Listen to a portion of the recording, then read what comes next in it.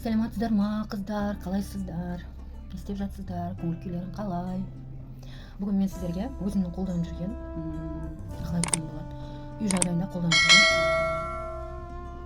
жүрген натуральный дейді ғой, натуральный қалай ішті тазалау керек, қалай бетті тазартуға болады, қалай әжімдерді азайтуға болады.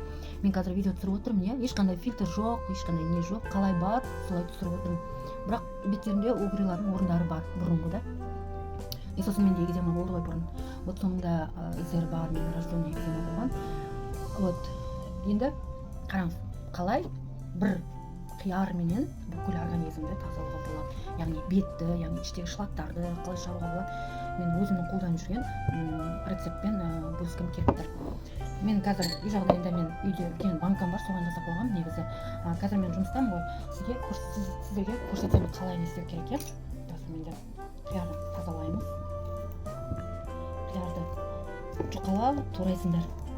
Жұқа болу керек. Ана не дейді ғой? Слайсер дей ма? Аппараттар ғой ана. Колбасаны тазалайтын. Қазір ана стаканға салып көрсетейін. Қанша көп болса сонша жақсы негізі. Қиярдың зияны жоқ қой. Міне, іште жарысын турадым да. Осылай турап аламыз да. Мынау жаңа қайнады, кішкене тұрды, бір 10 минут тұрды қайнағаннан кейін да, сразу құюға болмайды. Себебі ішіндегі нелердің бәрі тыну керек та, таза суды. Негізі таза су.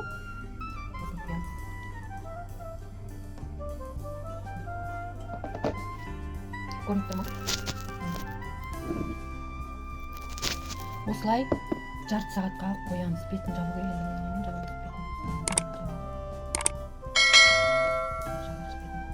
Бетін жауып қойдым. Осыны күні бойы мен ішіп жүремін, осылай істеймін да, күні бойы мен бокалға да неге де істеп кете беремін. Абылай үйде үлкен мынандай банкам бар, соған дайындап қоямын. Міне қиярды бар ғой, бетке жаққаннан, или жегеннен көрі бар ғой, мынандай қылып тындырып суын ішкен әлдеқайда пайдалы. Бұл рецепті маған Қытайдан келген қазақ қыз бар, Қытайдан оралмандар дейміз ғой, бізге келген. Вот сол қыз постоянно осылай жасайды, мен сол қыздан үйренгенмін негізі. Содан кейін мен өзіме привычка қылып алғанмын, осыны постоянно ішіп жүремін. Күшті эффект береді. Прям ішіңіз өтуі мүмкін, егер кишечникте проблема болса, сіздің ішектеріңізде ішіңіз өтуі мүмкін, одан қорықпаңыз. Огурцтың ешқандай да зияны жоқ, қыздар. Хорошо? Бұл бар ғой, үйде отырған мамалар, ернеміз ғой, мен өзімде арасында ернем, шыны керек, балдарым кішкентай ғой, арасында ернемді бір күн бұрын дайындап қоямын да, холодильникке қоя салам. Негізі холодильникке қоймау керек, қоя салам, сосын ертең ішем ғой деп. Ернеміз ғой, айтқанда ақылды болып кетеміз барлығымызда, бірақ жасауға келгенде ерініп қаламыз да. Енді сол мынаны мен қайтадан ішіп бастап жатырмын, өзіме қайтадан көңіл бөліп жатырмын. Міне осылай ішіңіз, күніге ішіңіз, бір айдан кейін уже сізде басқаша бір энергия пайда болады. Мынаның ішінде витамин С бар ғой, білесіздер ғой, огурцда, именно қиярда витамин С бар. Ешқандай да витаминді сатып алудың қажеті жоқ аптекадан. Вот. Сосын огурцларын мен тастаймын.